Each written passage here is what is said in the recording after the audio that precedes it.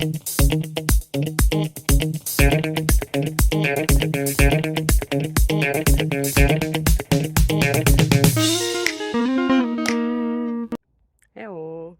So today is sports day, so it's time to do something for us, for our body, and of course for our mind. So how about this next question?